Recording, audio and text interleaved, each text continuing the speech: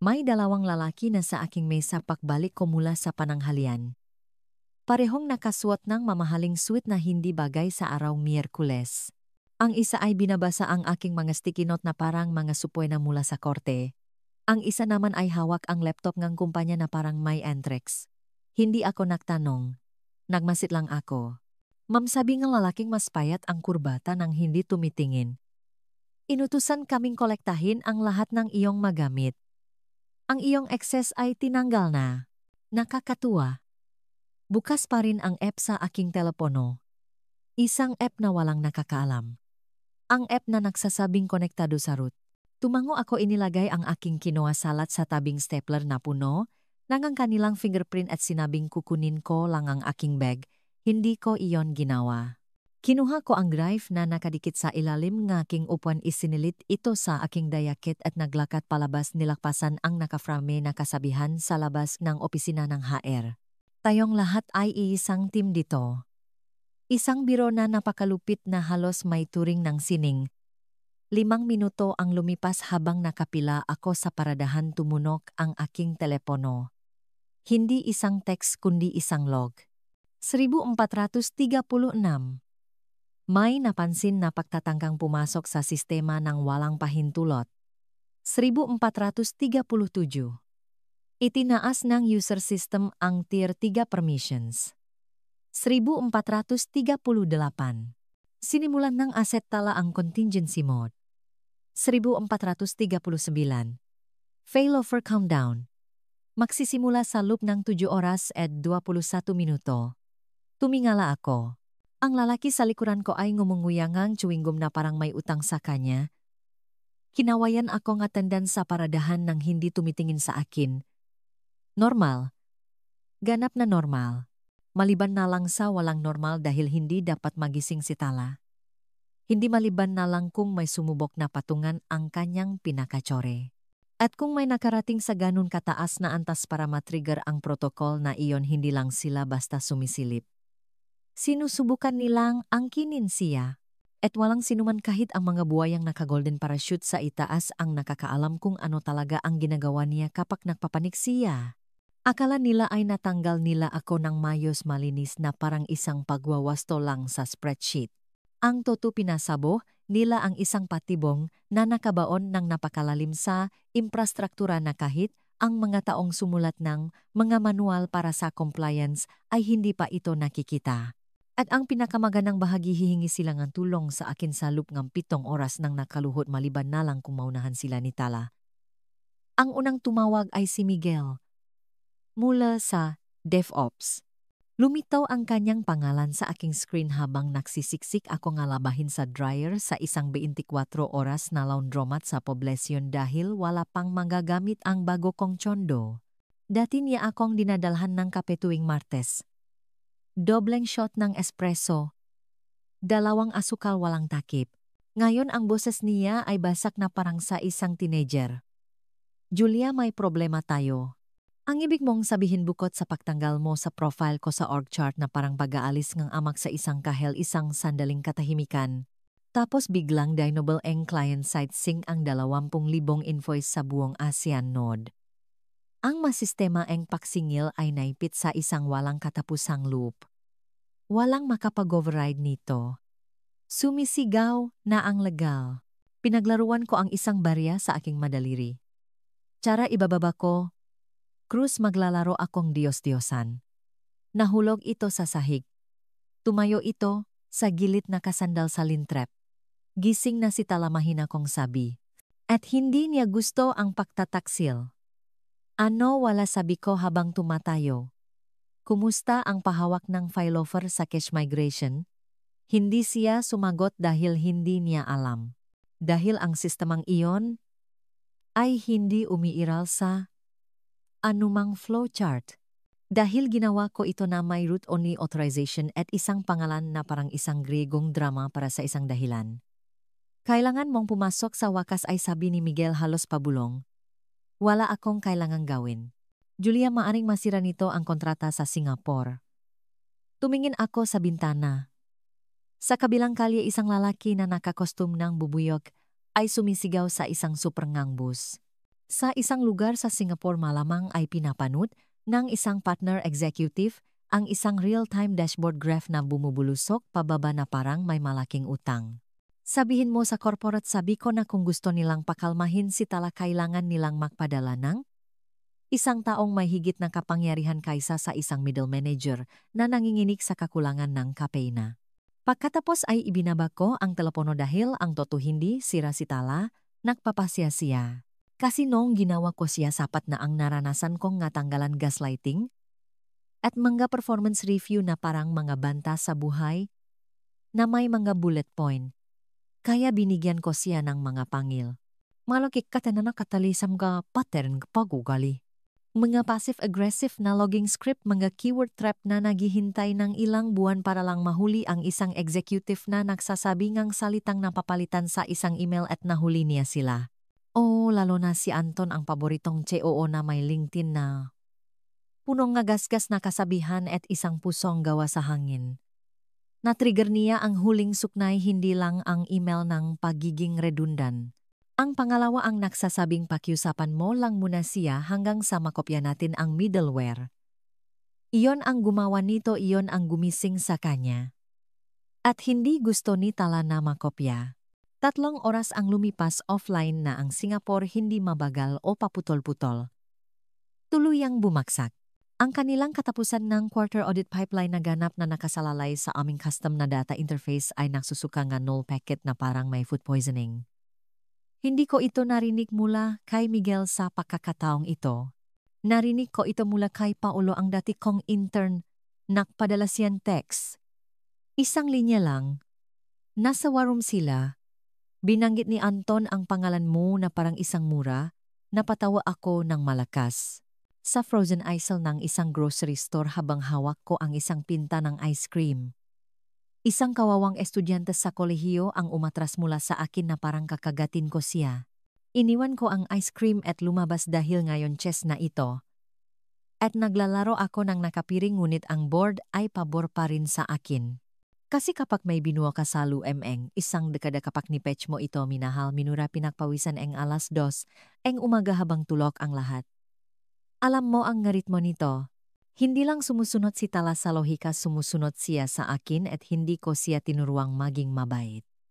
Alas 5:42 hapon sumabog ang kanilang internal na Slack, lumabas ang mga screenshot sa Reddit. Isang intern siguro ang nakpanik at nakpost ang isang imahe na sinusubukang ipaliwanag ang malaking problema sa isang pribadong thread at natak ang lahat. Ang mensahe ay napakaganda ngang pagiging malabo. Iniimbestigahan ang dev team ang malisyosong pag-inject ng protocol mula sa luma ng automation kernel. Posibleng manipulasyon ang asset ng isang insider. Walang nakitang root override. Sinisimulan ang pag-lockdown ng sistema. Insider asset. Ako iyon. 10 minuto pagkatapos nun natanggap ko ang email. Subject urgent. Hiling para sa konsultasyon mula kay Anton L. Ledesma. Julia, naintindihan namin na maaring nakaroon ng hindi pagkakaunawaan tungkol sa iyong transition.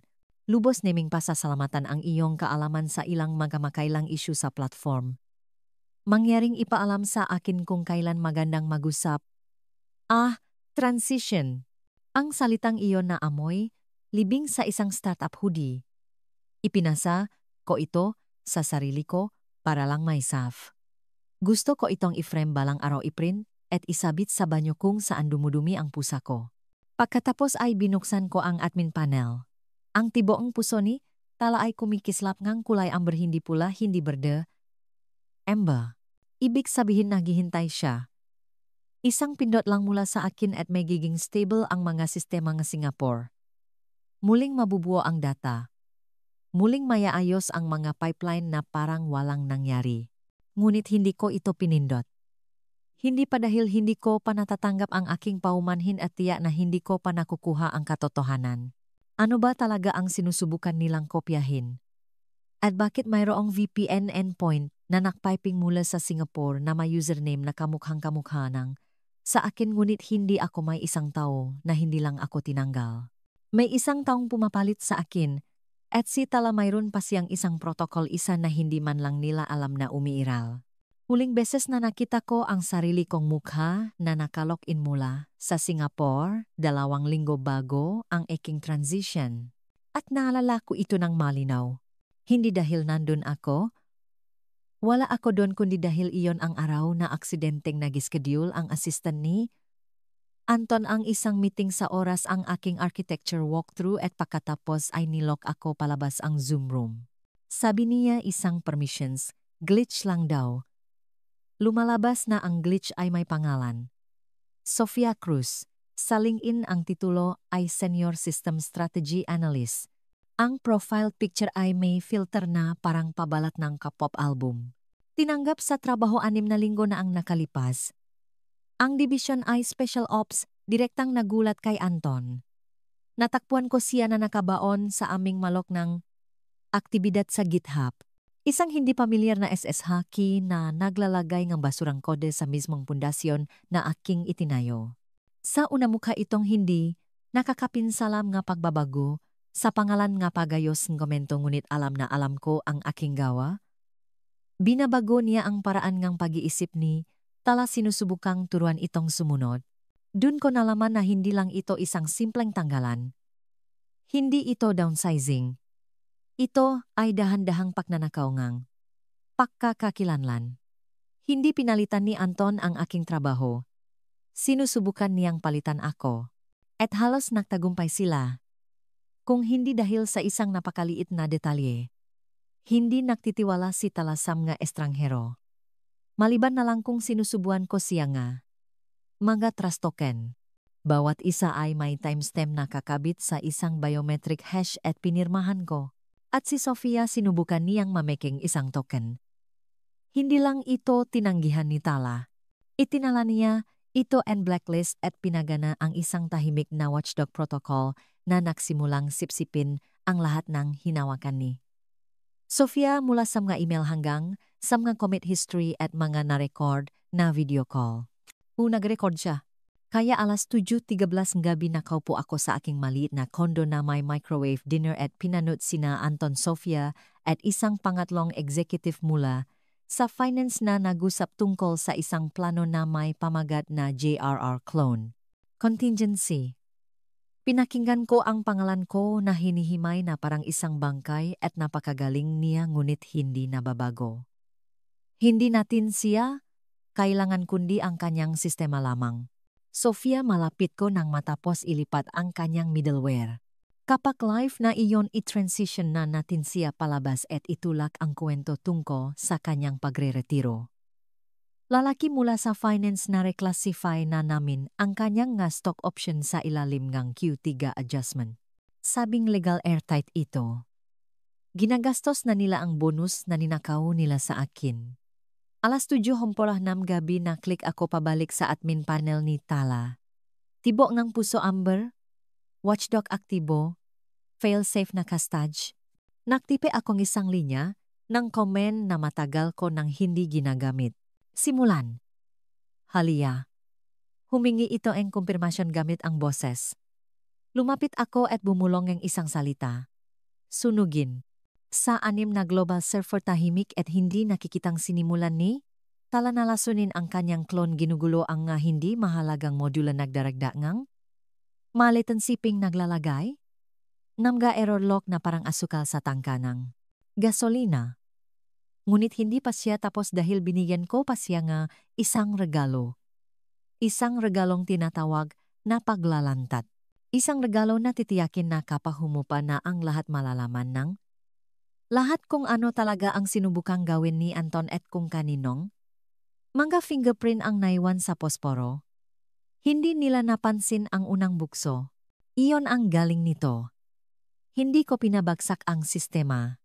Pinahiya ko ito ng tahimik sa publiko at nakamamatay.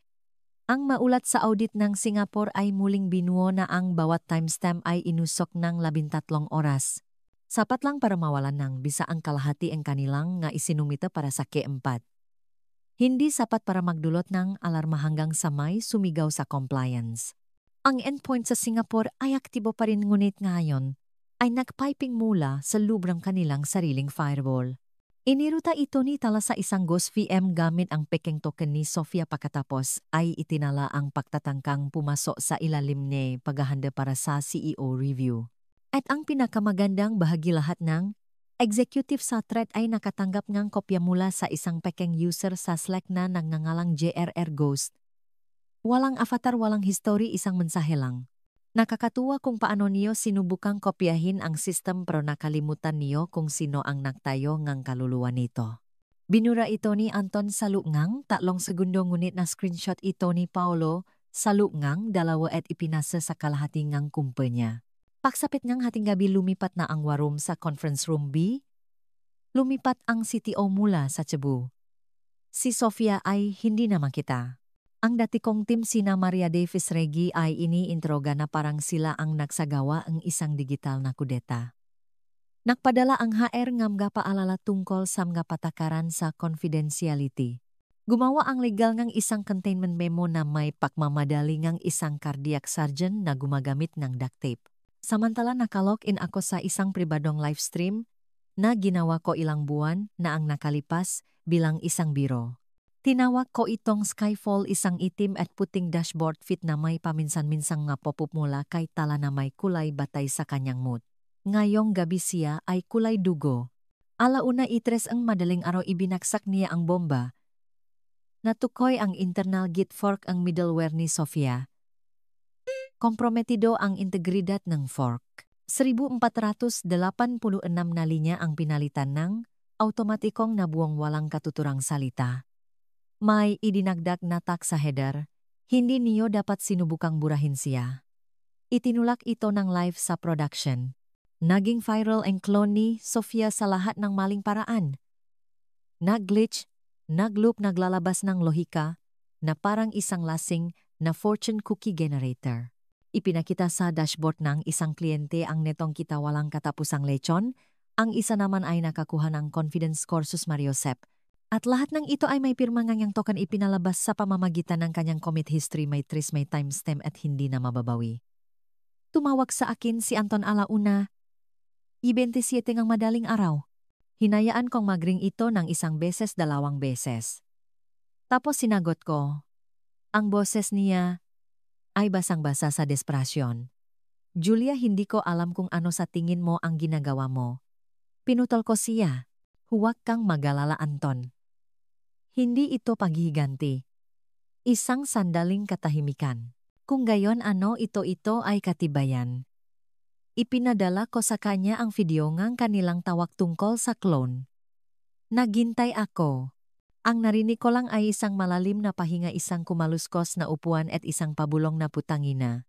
Pagkatapos, ay ibinaba ko ang telepono dahil nakapila na ang huling galaw ni tala at hindi pa nakikita ng mundo ang tunay na pagtataksil.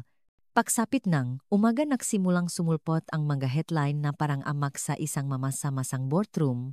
COO-ong startup inakusahan ng pakopya sa sariling sistema ng walang pahintulot. Whistleblower isiniwalat ang lihim na pagmamanman sa tech firm. Sabotahe ng AI sa middleware o kudeta ng executive ang Julia Reyes Protocol. Hindi ako ang nagliyak ng kwento. Si tala ang gumawa nito sa pamamagitan ng isang deadman switch na ginawa ko dahil sa isang hamon. Isa na magtitrigger lamang kung alisin ako sa lahat ng internal na sistema at kung isang kinopyang pirma ang susubok na magpatakbo ng isang privileged na lohika. Ipinadala niya ito sa 3 reporter. Ang isa ay isang dating empleyado mula sa legal na galit kay Anton. Ang isa naman ay ilang buwan nang nag-iimbestiga sa mga sismis tungkol sa IPO. At ang pangatlo, ang aking hipeg, ay nagtatrabaho sa PR para sa isang hedge fund. Mas mahal pa niya ang iskandalo kaysa sa hangin. Ang video ngang tawag ng mga executive ay may mga bawas, sigurado ngunit sapat na ang linaw ng mga boses, lalo na ang kay Sofia. Kapag wala na siya, sasabihin nating isa itong strategic na pag-upgrade sa teknolohiya. Ispin lang natin na parang gusto niyang make early retirement. Tumawa pa sila ang halahak na iyon ni Sofia na mayabang at paos na parang nanalo na siya sa giyera. Maliban na lang sa ngayon ay nawawala na siya ng tuluyan. Naka-off ang telepono. Burado na ang GitHub account. Sinabi ni Anton na naka-personal leave siya. Kahit sa LinkedIn ay nakalagay na hindi mahanap ang profile. At tala hindi na siya kulay pula. Siya ay kulay lila ang huling estado, ang estado na walang nakakaalam. Kahit ang dev team na sinanay ko sa loob ng 5 taon, ang kulay lila ay nangangahulugang handa na ang retribution protocol. Hindi nakamamatay ngunit nakakahiya. Sa publiko, alas 9:12 ng umaga. Ang lahat ng dashboard ng kliyente ay nag-refresh na may isang banner. Kasalukuyang ina-update ang sistema. Orihinal na arkitekto bukas para sa konsultasyon. Ang personal kong portfolio site na 5 taon ko nang hindi ina-update ay biglang tumaas mula sa zero traffic sa 34,000 hit sa loob ng wala pang 2 oras. Bumahang nga mensahe mula sa mga recruiter sa aking inbox. Mga imbitasyon, mga keynote, isang hiling para sa podcast na may pamagat na ang babaeng naging hinyerong sarili niyang pagkabuhay na maguli. Samantala humihigop ako ang kape na may suot na hoodie na nagsasabing nagretiro hindi pinalitan. Pagkatapos ay dumating ang audit. Kasi hindi ko lang inilantat ang kanilang bulok na etika. Na-trigger nito ang bawat bitak sa compliance na itinago ng kumpanya sa ilalim ng makasunduan. Ang pagtatangkang McClone ay lumabag sa Data Privacy Act sa batas ngang intellectual property at sa hindi bababa sa 2 sugnay sa aming master contract sa Singapore. Galit ang Singapore.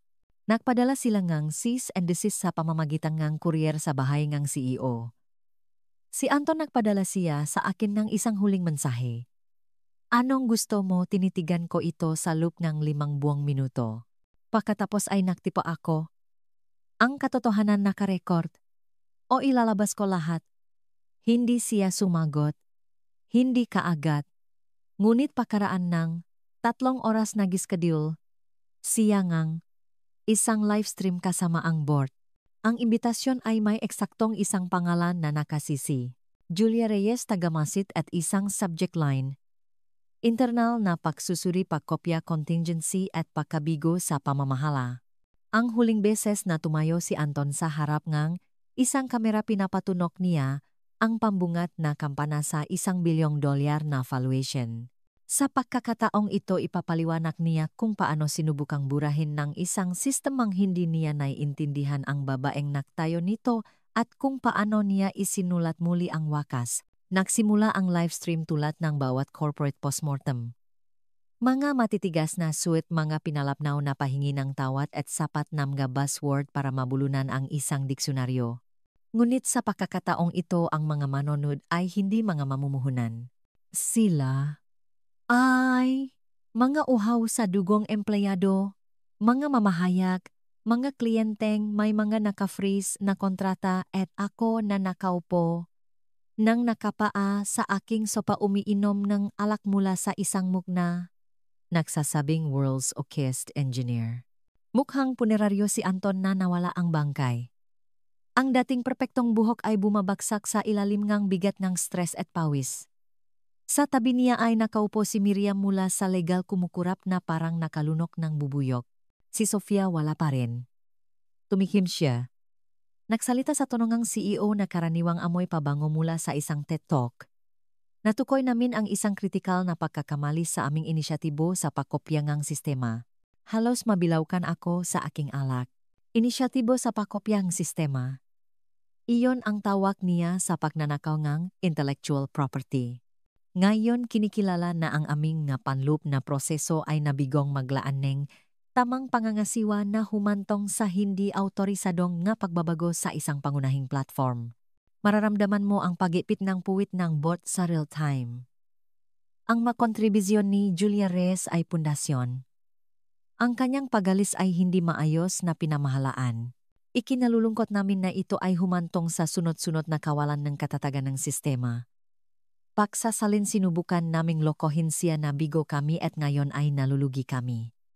Pagkatapos ay dumating ang bahaging mahalaga. Tumabi si Anton. Ang feed ay lumipat sa akin. Hindi ako pumayak doon. Kumislap ang ilaw ng aking webcam, malinaw na gawa ni Tala.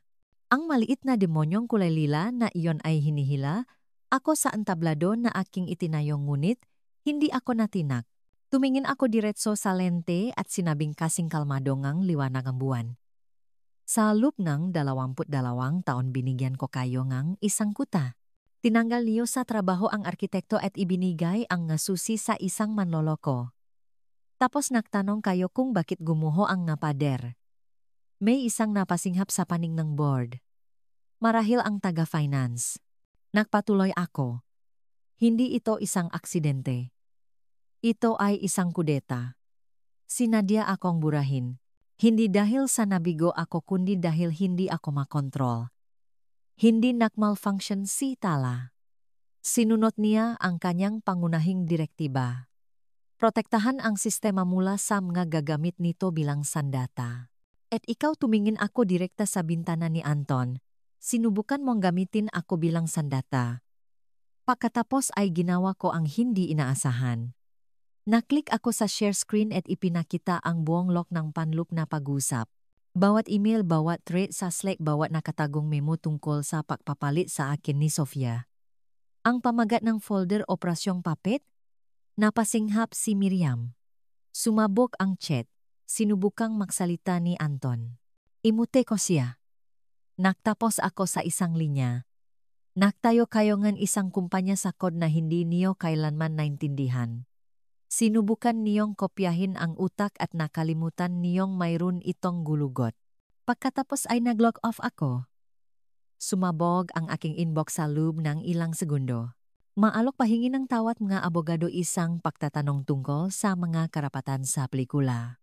Ngunit wala sama iyon ang mahalaga dahil may isa pang baraha si Tala na hindi pa niya nilalaro at hinihintay lang niya ang aking huling bulong. Kinabukasan pumasok ako sa hakyu na parang pagari ko ang lugar. Sa technical na aspeto mayroon pa akong badge.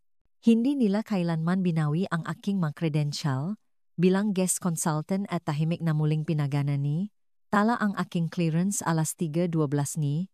Umaga na ipinasok ako sa sistema na parang isang multo sa isang nakakandadong bahay. Tumango ang seguridad habang dumadaan ako.